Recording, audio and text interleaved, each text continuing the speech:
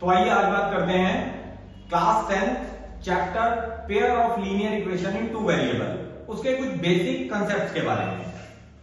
तो उसके कुछ बेसिक कंसेप्ट क्या है? सबसे पहले तो स्टैंडर्ड इक्वेशन।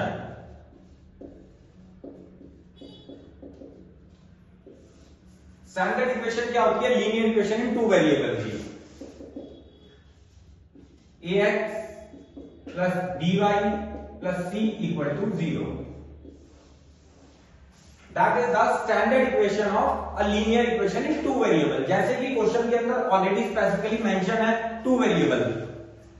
पहला वेरिएबल है first variable y is second variable. a को कहते हैं coefficient of x, b coefficient of y, c constant term. Constant term का मतलब होता है गिनती की टर्म जिसके साथ में कोई भी वेरिएबल अटैच नहीं है। तो ये है standard equation of the pair of linear equation in two variable. Pair का मतलब है कि जो लीनियर इक्वेशन का जनरली क्वेश्चन आता है वो हमेशा दो इक्वेशन आती हैं उसके अंदर। दो इक्वेशन कैसे आती हैं? a1x plus b1y equal to c1। मैं बताता हूं ये यहां कैसे पहुंच गया। a2x plus b2y equal to c2। ये दो इक्वेशन होती हैं जिसको सॉल्व करके हमें x और y की वैल्यू निकालनी होती है। जो स्टैंडर्ड इक्वेशन मैंने आपको बताई है ax plus by plus c equal to 0, actually ये इक्वेशन जरूरी नहीं है कि यहां पे प्लस हो। ये ax plus by plus c equal to 0 plus minus हो सकता है, यानी कि प्लस भी हो सकता है माइनस भी, प्लस भी हो सकता है माइनस भी। ये स्टैंडर्ड इक्वेशन है। जब हम इसको सॉल्व करते हैं तो दोनों वेरिएबल लेफ्ट हैंड साइड में और जो कांस्टेंट टर्म है वो हमेशा राइट हैंड साइड पे ले जाते हैं, तो उससे क्वेश्चन ज्यादा इजी तरीके से सॉल्व हो जाता है। अब मेन मुद्दा है कि सॉल्व कैसे करेंगे। सॉल्व करने के लिए यानी linear equation in two variable के क्वेश्चन को सॉल्व करने के लिए दो मेथड दिए गए हैं।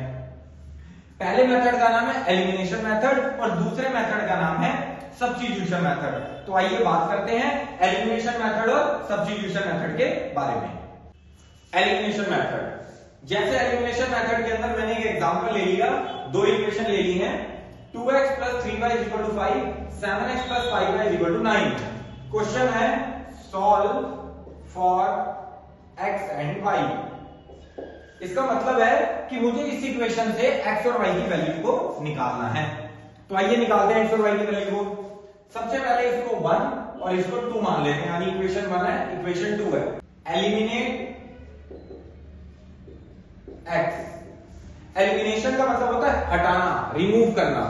तो मैंने पहला लिया एलिमिनेट x। अगर मैं x वाली टर्म को हटाता हूं तो दो तरीके होते हैं इसके। पहला तरीका बताने जा रहा हूं, 2x plus 3y equal to 5, 7x plus 5y equal to 9। x के साथ में जो टर्म है यहां पे, x के साथ में टर्म है यहां पे, यानी क्रॉस। इस टर्म को इन सब से मल्टीप्लाई किया। 2 7 14x, 3 7 21y, 5 7 35, again 2 7 14x plus it's 10y it's 18। Subtract, जब सब्ट्रैक्ट करेंगे तो मैंने लिखा था एलिमिनेट x, यानी x की टर्म हमेशा कैंसिल आउट हो जाएगी। 21 में से 21y में से 10y चले गए, इट्स 11y। क्योंकि प्लस का साइन हट गया तो सब्ट्रैक्शन हुआ। बड़ी टर्म थी 21, उसके साथ प्लस का साइन है तो प्लस का 11y आ गया इक्वल टू 35 में से हमने 18 सब्ट्रैक्ट किए, इट्स 7, 2 में से बन गया 1, तो y की वैल्यू आ गई 17/11। Put the value of y in equation 1। जैसे कि मैं y की वैल्यू को इक्वेशन नंबर 1 में पुट कर रहा हूं तो ये आप पे डिपेंड करता है। अगर आप सेकंड इक्वेशन में भी पुट करना चाहते हैं तब भी किसी भी इक्वेशन में पुट करेंगे तो आंसर हमेशा सेम आएगा। 1 में मैंने पुट की 2x प्लस 3, y की वैल्यू है 17/11, इट्स 5, 2x प्लस इसको सॉल्व किया, इट्स 51/11, 5। दो तरीके हैं यहाँ पे इस इक्वेशन को सॉल्व करने के लिए, या तो मैं यहाँ से एलसीएम ले लूं या फिर मैं इस टर्म को उठा के यहाँ ले जाऊं। तो यहाँ पे एलसीएम ले लेता हूं, 11 सॉल्व किया, it's 22x plus 51 equal to 5। ये ऊपर चला गया term, 22x plus 51 equal to 55, 22x equal to 55 minus 51, 22x equal to 4। x की वैल्यू आ गई 4/22। इसको कैंसिल आउट कर दिया, so the value of x is 2/11, यानी x की वैल्यू आ गई मेरी 2/11 और y की वैल्यू मेरी पहले ही आ गई थी 17/11। तो ये एक मेथड है जिसके अंदर मैंने पहले यूज किया एलिमिनेट x। अब मैं सेम क्वेश्चन के अंदर यूज करूंगा एलिमिनेट y। तो सेकंड मेथड है जिसके अंदर हम y को एलिमिनेट करेंगे। तो y को एलिमिनेट करने के लिए ये टर्म यहां से क्रॉस मल्टीप्लाई, ये टर्म यहां से क्रॉस मल्टीप्लाई, यानी यहां पे 5 था तो 5 आ गया, 3 था 3 आ गया, अगेन मल्टीप्लाई किया, 2 5 का 10x, इट्स 15y 25, इसको सॉल्व किया, 21x 15y 27, सबट्रैक्ट कर दिया। अब y वाली टर्म एलिमिनेट हो गई क्योंकि मैंने लिखा था कि y वाली टर्म एलिमिनेट है। सॉल्व किया, इट्स माइनस 11x, सॉल्व किया -2, तो -11x इक्वल टू -2, माइनस से minus cancel, the value of x is 2/11। Again put the value of x in equation 1 और 2 आप किसी में भी डाल सकते हैं।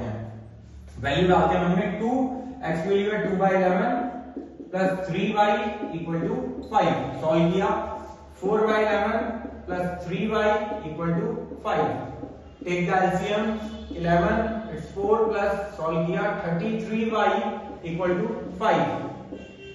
ये टर्म ऊपर चली गई, 4 plus 33y equal to 55, 33y equal to 55 minus 4, solve किया, 33y इक्वल टू 51, y की वैल्यू 51/33। तो देखते हैं क्या है, कैंसिल हो रहा है, 3 से कैंसिल हो रहा है, 3 1 317, तो y की वैल्यू आ गई 17/11। ऐसे ही x की वैल्यू आ गई थी मेरी 2/11। अब पीछे वाले क्वेश्चन से इसको कंपेयर करेंगे तो दोनों का आंसर बिल्कुल सेम होगा। कभी भी क्वेश्चन के अंदर ये लिखा हुआ नहीं आता है कि आपको एलिमिनेशन मेथड के अंदर कौन से मेथड का यूज करना है। मेथड मतलब दो तरीके, दो वे कि एलिमिनेट आप x को करें या एलिमिनेट y को करें। अभी आगे भी मैं एग्जांपल लेके बताता हूं कि आपको कैसे जज होगा कि भाई आपको x को एलिमिनेट करना है या y को एलिमिनेट करना है। अगर रैंडम क्वेश्चन आ जाता है तो आप कोई भी मेथड लगा सकते हैं, दोनों मेथड ही करेक्ट है, लेकिन फिर भी एक हल्की सी थोड़ी जजिंग होती है कि कैलकुलेशन किससे इजी हो जाएगी। मैं वो बताता हूं एक एग्जांपल लेके। तो मान लेते हैं एक example, 2x plus 5y equal to 9, 6x plus 7y equal to 5। अब ये मेरे ऊपर डिपेंड करता है कि मैं इस क्वेश्चन को कौन से मेथड से सॉल्व करूंगा।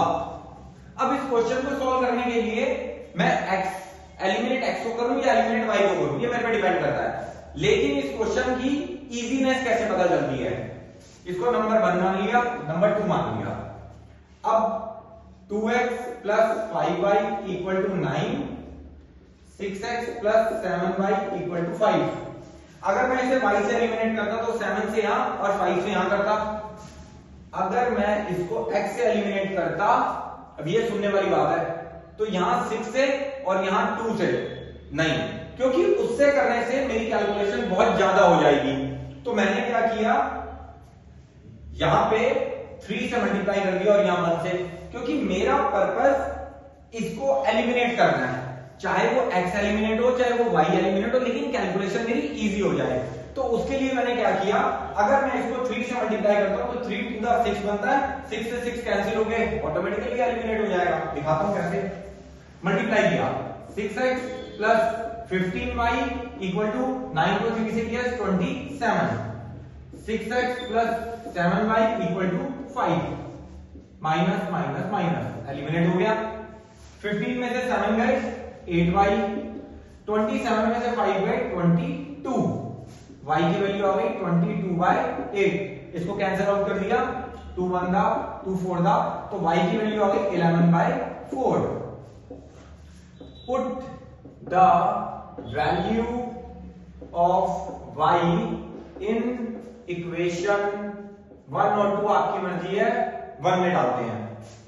2x plus 5 11/4 equal to 9, 2x plus multiply किया 55/4 इक्वल टू 9, एलसीएम ले लिया 8x प्लस 55 इक्वल टू 9/1, 4 ऊपर से 9 से मल्टीप्लाई किया, सॉल्व कर रहे हैं नॉर्मली। 55 इक्वल टू 36, तो 8x इक्वल टू 36 माइनस 55, तो 55 में से 36 को माइनस करेंगे 9 1, 8x इक्वल टू माइनस 19, तो x की वैल्यू आ गई माइनस 19/8, तो y की वैल्यू आ गई 11/4 और x की वैल्यू होगी माइनस 19/8। तो मेन मकसद क्या है हमारा मेन मोटिव ये होता है कि हमारा क्वेश्चन सॉल्व हो करेक्ट तरीके से और हमारी कैलकुलेशन इजी हो। तो इजी कैलकुलेशन करने के लिए हमने इसको 3 से मल्टीप्लाई किया। अगर किसी को प्रॉब्लम है कैलकुलेशन के अंदर, तो अगर वो यहां से इसको 6 से और इसको 2 से भी मल्टीप्लाई करता तो we will get the same answer, मतलब कि हमारा आंसर बिल्कुल भी चेंज नहीं होगा, हमारा आंसर बिल्कुल सेम आएगा। तो होप ये मेथड आपको पसंद आया होगा, और अगर पसंद आया होगा तो इस वीडियो को लाइक सब्सक्राइब और शेयर जरूर कर दीजिएगा। मिलते हैं नेक्स्ट वीडियो के अंदर इसके सेकंड मेथड सब्स्टिट्यूशन मेथड के साथ। Thank you.